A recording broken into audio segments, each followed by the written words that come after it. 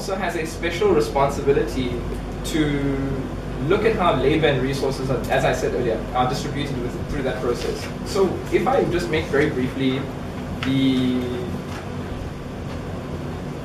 a comparison between what presently happens with affirmative action in South Africa. What we have now is we have a process that tries to distribute capital, particularly in parastatals, using bureaucratic means. So we have matrices that have ways of determining whether a company is diverse enough, and essentially whether we should prioritize distributing capital to said space.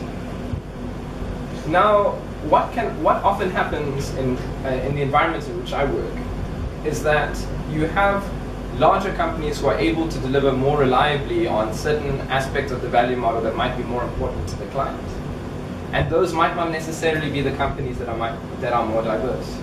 So what you end up happening is that companies try to find creative ways of using the technocratic means. So they get proxy companies that act as middlemen between those interactions. And this company is suitably diverse, but the work actually happens from other places.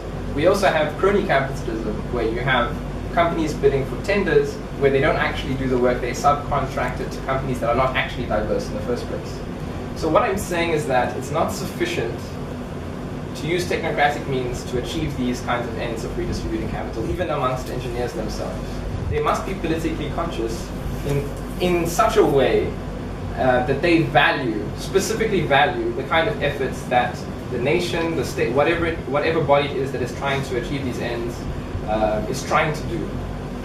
So if you were, for example, to nationalize the mines, it seems to me fairly evident that you would need a cohort of engineers who believe in that and who understand what it would mean for that kind of ownership model to work in the engineering context.